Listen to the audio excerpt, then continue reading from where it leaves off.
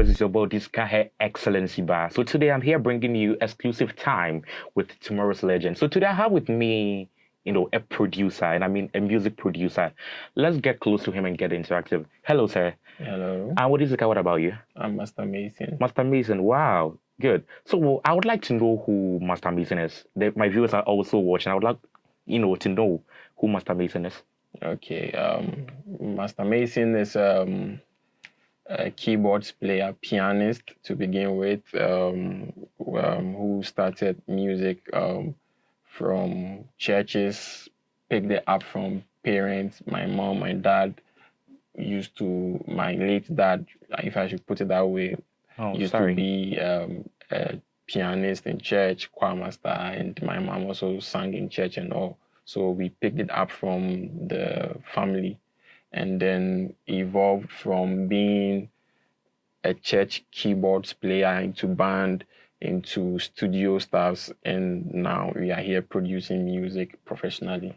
Wow, nice. So I heard you say something. You said you played in churches, which means you're a keyboardist. Yeah. So which means you played shabu? Yeah, yeah. Hey, what was shabu? Yeah. Okay. All right. So I can see you've produced music for a lot of artists. Could you share with me some of the artists, you've produced music for?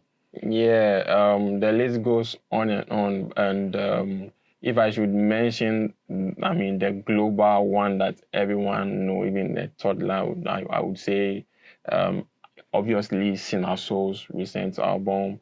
And then if you've heard Vero by Kelvin Boy, I produced Vero by Kelvin Boy. I have songs with Twitch, Ghetto Boy, Efia, the likes of, on and on. I can't even mention. Wow, you mentioned Cina Soul.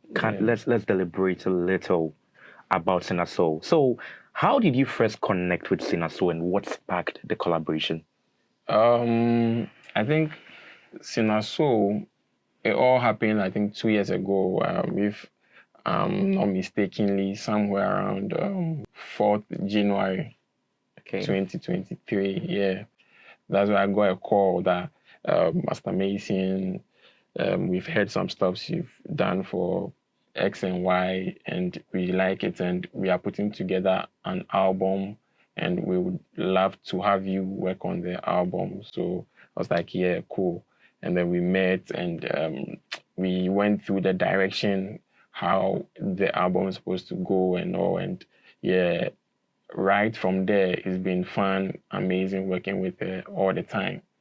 And yeah, we have an album out right now, by the grace of God. All right, that's fire. So tell me, what was the first song you produced for Cina Soul?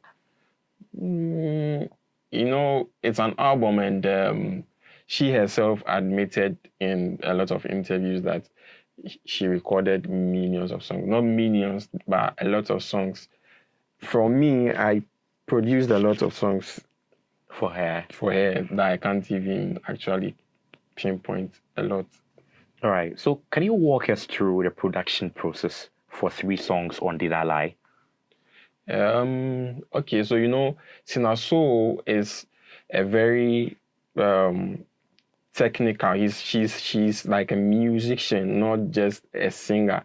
She sings. So working with her, and me also being someone who has a very strong background in music, piano and stuff, working with her was always about, messing around with the melodies, playing the piano, she catching a vibe, we putting it together, building from scratch, like proper music production, not just playing beat for her to listen and then sing to it, but actually producing as musicians, if that makes sense. Okay, so when we went for the private listening of her album Did I Lie, we noticed there were a lot of writers and also a lot of producers. How were you able to cope with all those people? Yeah, it's only right to, in this our era, to be in a very good collaborative spirit. Usually it wasn't there, but now it's coming up, like people are collaborating, linking up with other people, vibing out, sharing ideas, exploring. So it was fun. It was actually fun working with different songwriters, different producers, exchanging ideas here and there to bring out something beautiful like Did I Lie.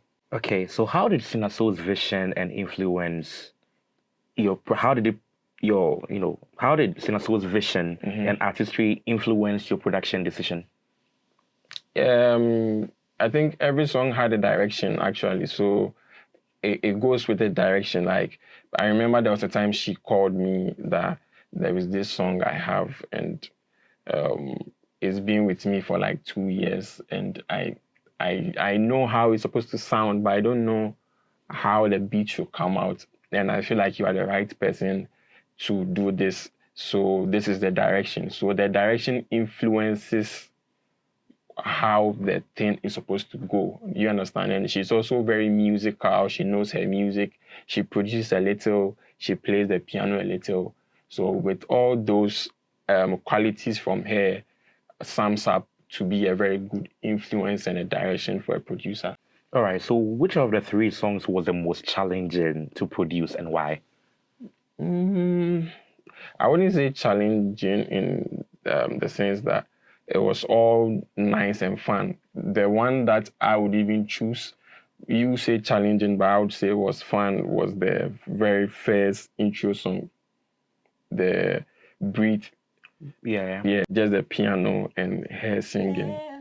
It wasn't like challenging, it was fun, it was nice, it was new because we recorded everything on a go, if it makes sense. Like, it's not like I played the piano and then she sang. I press record, she is singing, I'm playing the piano. We recorded everything together. So yeah, it wasn't challenging, nothing was challenging. It was actually fun and exciting. Okay, so can you share any interesting story or experience about the creation of each song? Yeah. I think there was a time we met to work on a song. Like maybe we met like 3 p.m. and then departed like 7 a.m. Wow, so over 12 hours. Yeah. That's nice. Not just once, like a couple of times. 2 years working on an album, so you can imagine different locations, different places, a breeze here and there. Okay, so how did you approach producing for Cina Soul's unique, vocal style? Yeah, Cina Soul is very vocal, as I said earlier. She's very vocal intensive, like, so you have to know your music. You have to at least know your instrument. You get me? Okay, so which of the songs you produced for her is one of your best songs? And can you give me a little freestyle of it?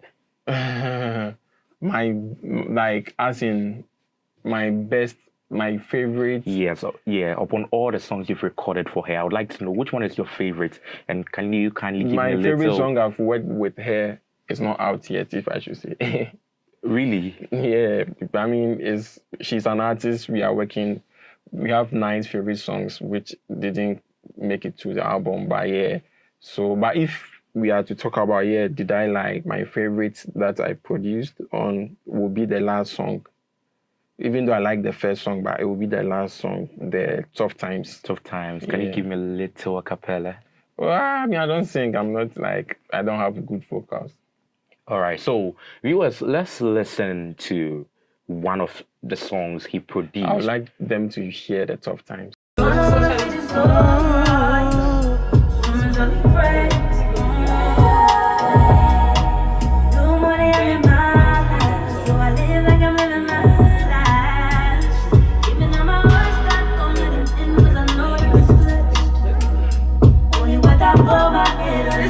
It's very spiritual, bro. Like, this person, also the harmony.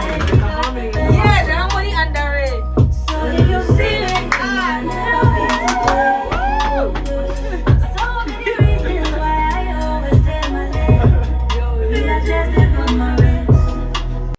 All right. Welcome, viewers. So, what was your biggest takeaway from working on Did I Lie? Biggest takeaway. Can you elaborate? Like, go further. What So on the Did I Lie, what do you think was the specific, song that you think should come out very well? I mean, in general, the whole project is an amazing project. 9 songs. Obviously, the Larger Than Life, amazing song. Stonebwoy did amazing. And then second, Mr. Drew one, people like to dance, very good danceable song. And then if you want a song that you want to like calm down and then listen, maybe Tough Times or Different Place. Yeah, I think these 4 songs. All right. So how has this collaboration impacted your career as a producer?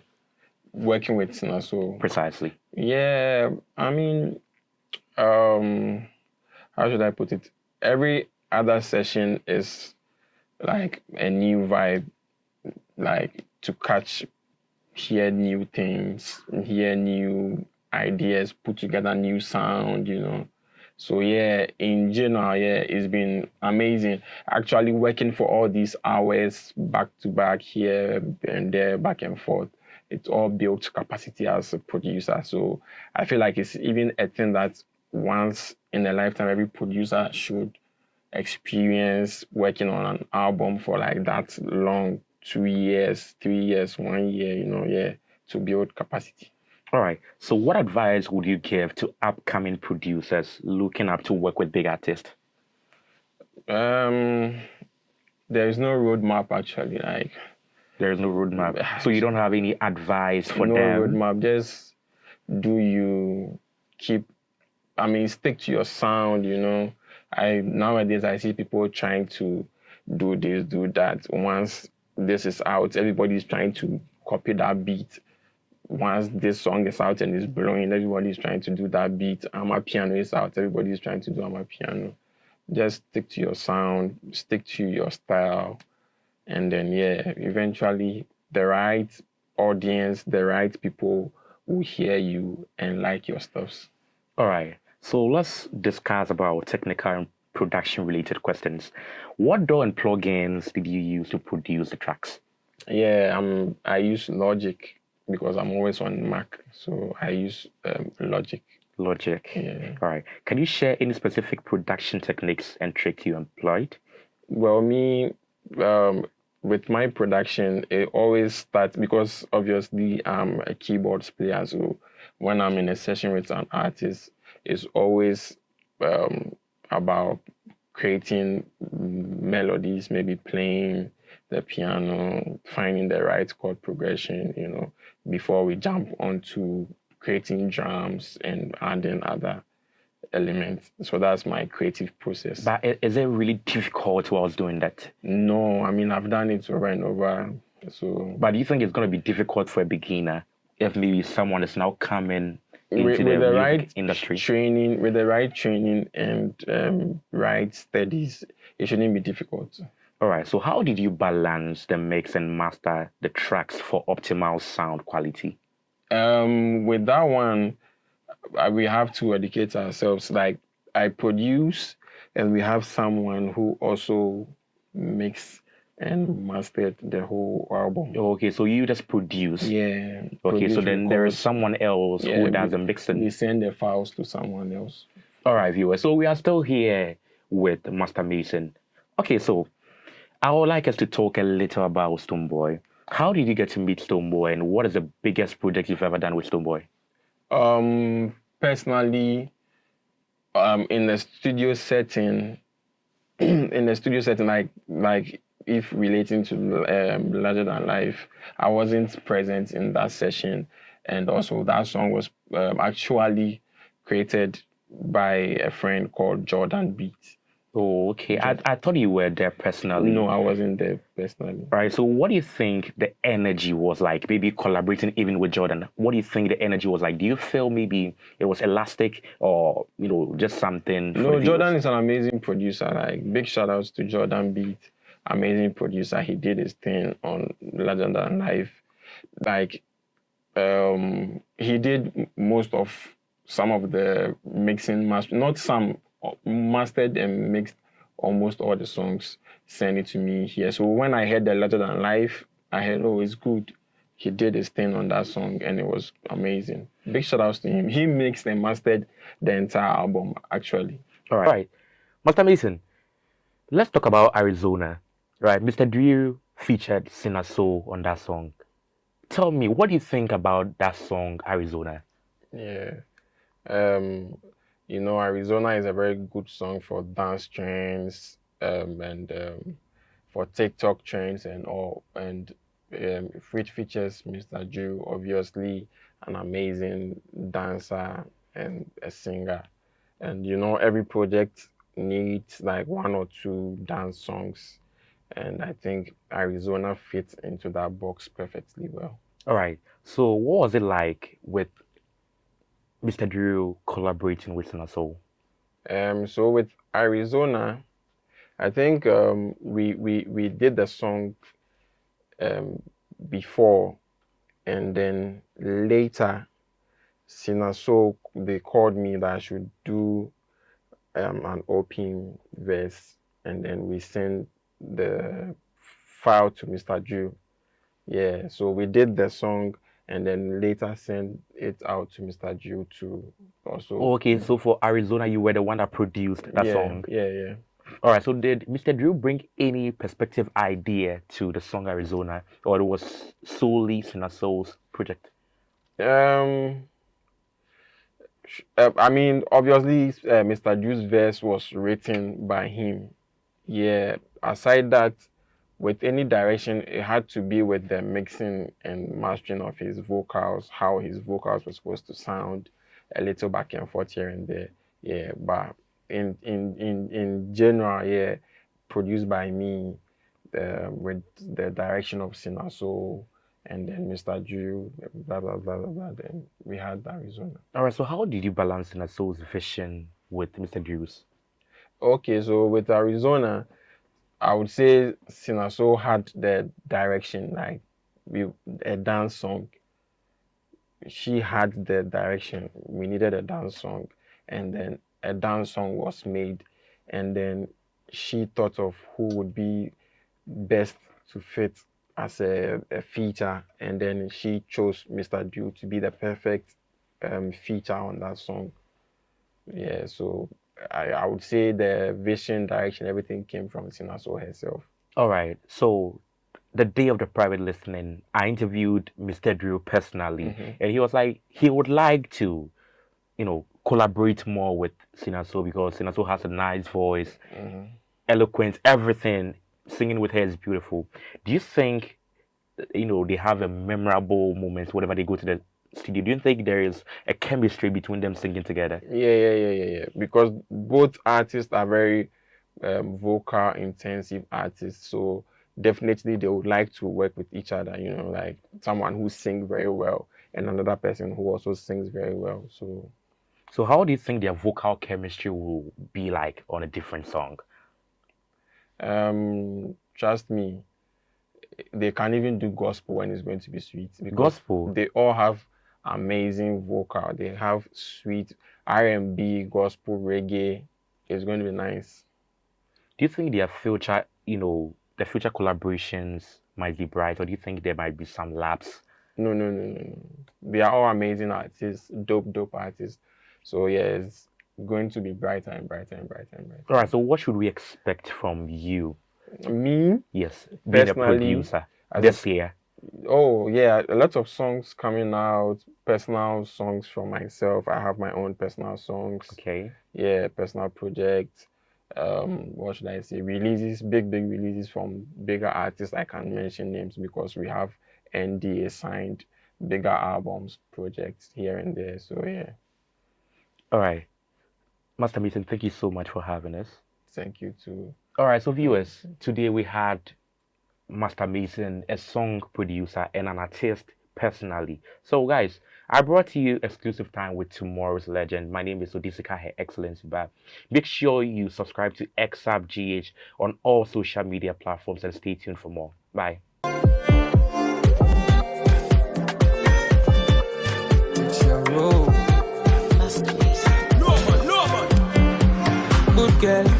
don't panic. Hero man go to show you something. Bad girl, my type shit. Why for you like I'm my Tyson? Good girl, don't panic. Hero man go to show you something. Bad girl, my type shit. Why for you like I'm my Tyson? Say she want I'm on the low. On my logo, have me something. Say she want I'm on the low.